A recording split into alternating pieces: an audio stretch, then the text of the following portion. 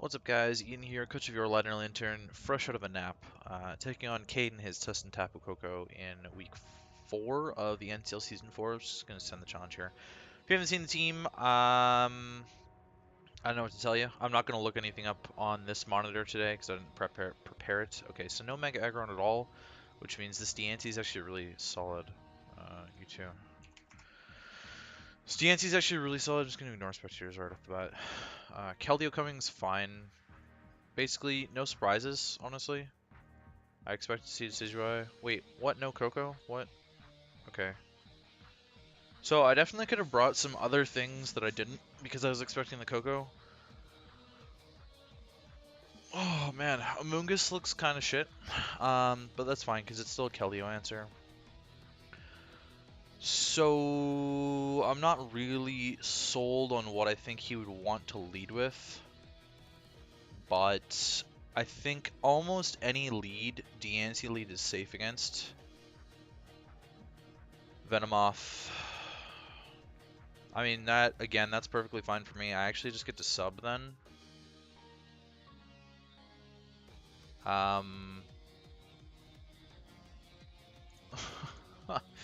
I wish I had planned this out a little bit better. Okay, I'm faster. Quiver Dance. That's fun, it's fun. I'm gonna Power Gem then, I guess. Like I said, I wish I'd planned this out a little bit better. My calc is all, like, ready for other things, so I'll just bring up another calc.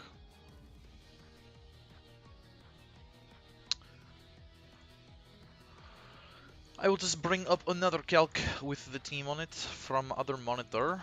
Okay, Sludge Bomb. And we're able to take him down pretty low there, actually. Had I just attacked turn 1, I might have killed him. Diana. Mega Evolved against Venomoth.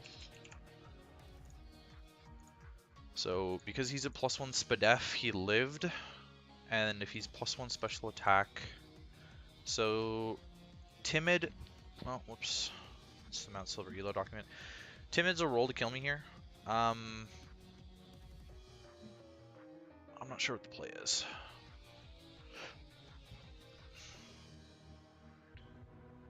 I'm really not sure what the play is here, so obviously I'll kill him with the next one. If he's got HP Steel, I might be in a bad spot. I don't just want to continuously let him set up on me, though. So I'm debating going into Bronzong and clicking Psywave. Because Psywave will be fine here. And even +2 Bug Buzz won't kill me. He could be HP Fire, to be fair. I think it's more likely he's Sleep Powder or something along those lines. Or I could just give up the Diancie here and try and claim a kill. He's +1. So, I mean, yeah, I'm just going to go for it. Okay, Bug Buzz doesn't actually kill me. So that's actually even better for me that he didn't go for the Sludge Bomb there. He probably predicted the Bronzong coming in. Not a 6-0 Yeet. That thing was a problem, I guess you could say. Depending on what his sets are, this DNC is like really solid against him right now. Obviously, I can't sub against anything, but I can endeavor anything that's lower. So, okay, F2 comes out, and he traces my Magic Bounce, which is interesting.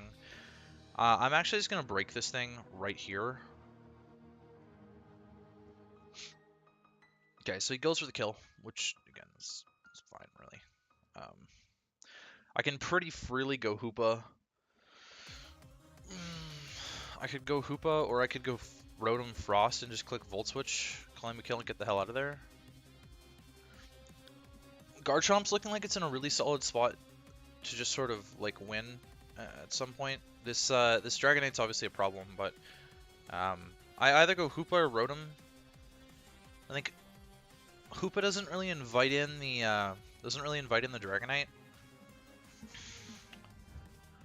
So actually surprised he hit the Iron Tail. If he'd missed that, I would have been able to kill this and still have my Diancie. Also kind of leads me to believe he doesn't bring a Scarfer. Otherwise, I feel like he would have brought in a Scarfer to revenge the Diancie. But so I can go Rotom here and just click Volt Switch, which I'm considering doing, or I can just go Hoopa and click Psychic, which is also not a bad play at all.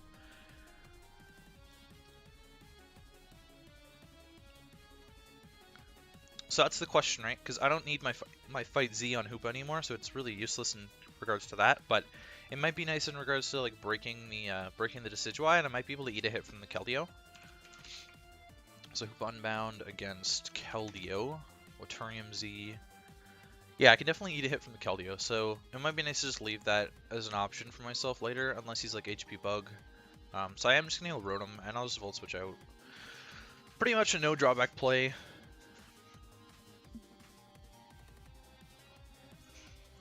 Alright, so we're just going to claim the kill on the Porygon, which is also fine. So, I can opt to go into Garchomp here, or I can opt to go into Hoopa. Bronzong really, Bronzong or Keldeo really invites in the Victini. Which I think I'm kind of forced into a situation where I either invite in Victini or Dragonite. And so Hoopa will invite in the Victini, but maybe on a U-turn. I'd still like to be able to get rocks up for the Dragonite, but it's not the end of the world if I can't. I don't necessarily want to go hard Chomp right here.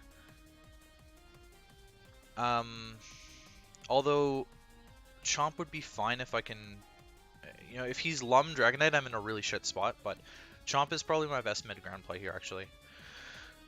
Because if he goes into Dragonite on the Chomp now, I can always go Bronzong. If he goes Keldeo, I just go hard into my Amoonguss, which is fine. If he goes Victini, I'm not sure what to expect. I might just attack it, honestly. If he's a Glaciate, then that's maybe an issue, but I don't really need health on this. So it's actually a roll for me to one-shot. It's a roll for me to one-shot Banded. He really has no reason to be max speed though, if he's running it. Okay, so Keldeo comes out, which is also this is fine. Let's me go into my Amoonguss for free here. SD. Oh, hello. That's a play. Really? Oh.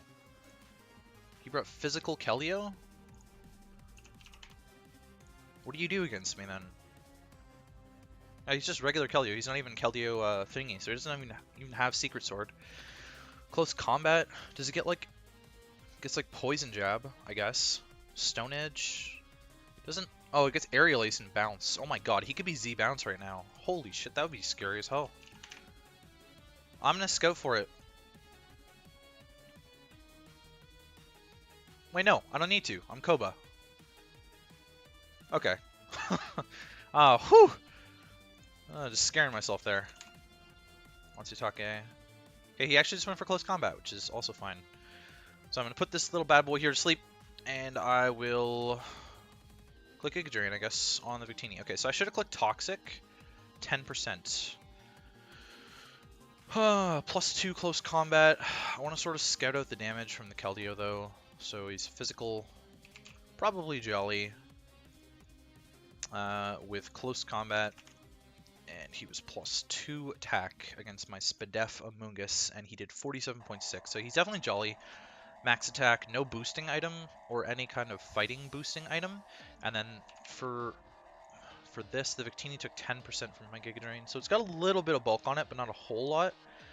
It's really nice that the Keldeo is asleep, because it's like, I don't know what sort of set he could be on the Keldeo, right? So, I'm also not sure what I want to do here, because I think he's going to click V-Create. I think it's a pretty free V-Create for him, so I'm going to go Garchomp. Blue Flare. Okay, so he's actually special. Please don't burn me. Thank you. Really appreciate that. Okay, so he's special. It's good to know.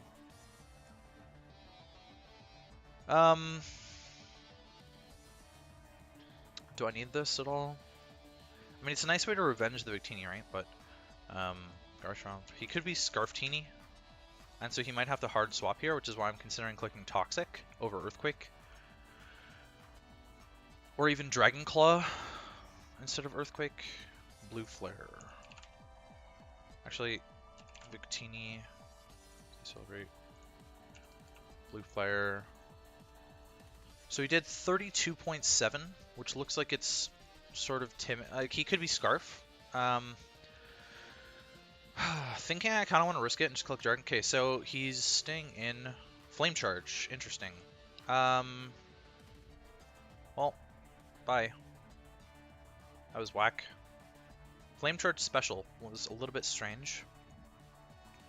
But now he knows that I'm Scarfed, so this is maybe his opportunity to bring in the Dragonite. I'm not sure. Oh, he actually goes Decidueye, so that's a play, I guess. That's a play. Keldeo's asleep.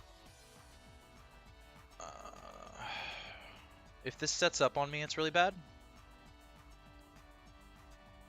I'm not sure what to do here. Keldeo's asleep, and it's physical. So I'm going to go Amoonguss, so I'm going to click Toxic. Leaf Blade, okay. I'm clicking Toxic here. I have no reason not to. Yep, SD, it's fine. Please hit. Yep, perfect. And then I'm going to Clear Smog this. Oh, he killed me, actually. Okay. Oof. Alrighty then. So that happened. That happened. He hasn't burned a turn of sleep on Keldeo yet, so I'm actually kind of just fine to click Dark Pulse here with Hoopa. He also hasn't shown me an item on this, which is really interesting, but I'm just going to go for it. He could be Colbur. Okay, so going Keldeo is also, like, this is fine. So even though he gets the Justify boost, he hasn't burned a turn of sleep, so I just get to claim one.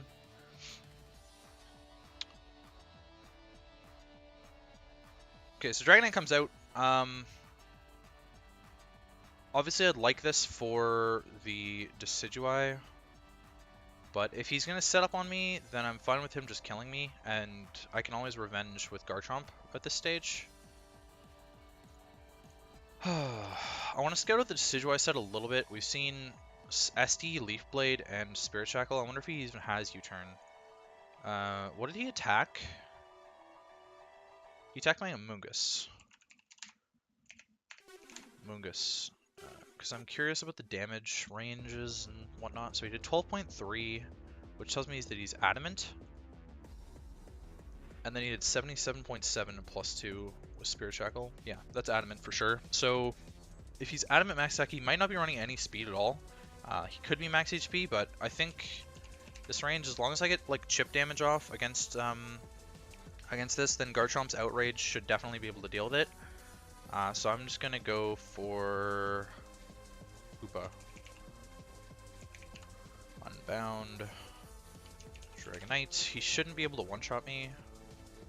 Why? I mean, he could one-shot me with Outrage, I guess. Psychic's doing more anyways. Oh, we win the speed tie, get the crit, it's not a big deal. Oh, he's just gonna Z, okay. So I'm actually fine with sacking Hoopa there. I really had no reason not to just sack Hoopa. It's like, yeah, that was like really free. So I'm gonna get to go into my Garchomp here, and I'm just going to. Yeah, he's right. That speed tie did lose him in the game.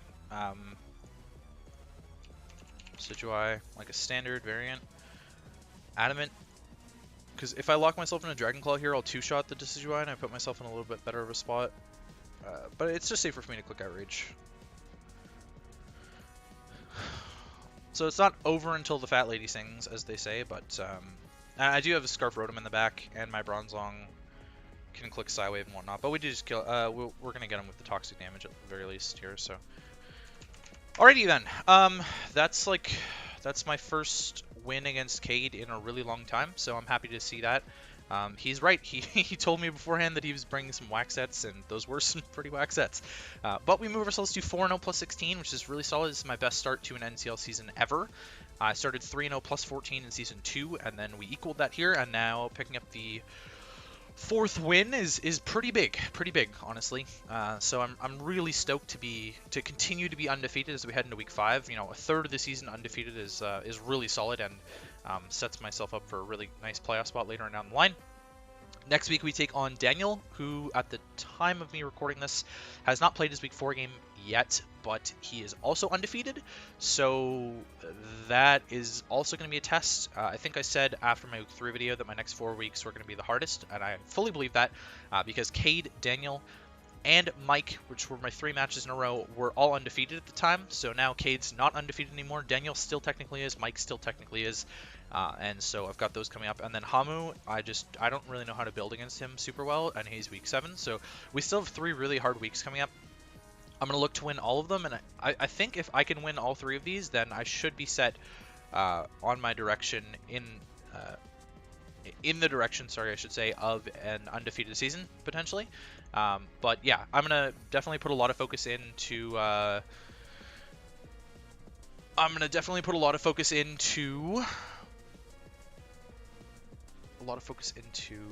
this next match against Daniel here. Obviously, I'm not focusing now, but I did just wake up from a nap before playing this game. So, yeah, again, GG's to Kade. Really fun one. You know, it was a really quick one, too, just kind of nice. He did bring some weird stuff. The physical Keldeo really caught me off guard. I wasn't sure what that was for. Maybe for, like, Spadef Vaporeon or something, but... yeah, I'm not entirely sure why he would have brought a physical Keldeo. Maybe it was just his primary answer to a Hoopa Dark-type move, and he figured that getting the Justified boost was better than nothing, but as we saw, it was asleep, so that didn't matter. I do agree with him, the speed tie mattered quite a lot. Had he won the speed tie over me, I wouldn't have been able to break his multi-skill. I would have had to rely on Rotom. I would have had to rely on Rotom hitting a Blizzard, sacking Rotom, and then going into Garchomp, and hoping to God that he isn't able to get up 2 Dragon Dances, but I still think we would have likely put ourselves in a safe-ish position. I could have also gone into Bronzong on the Fly-Z there and just clicked Toxic or something like that, but you know, he pressured me well enough to the point where I was never really able to get up rocks against him, and I thought that was interesting. The Venomoth play right off the bat, I was a little bit concerned about how that interaction went with my Diancie, but I ended up being okay. He just actually told me in DMs that he was Compound Eyes rather than Tinted Lens, so yeah, that was interesting. But yeah, so that is the game, and I'll catch you guys for week 5 against Daniel. Peace.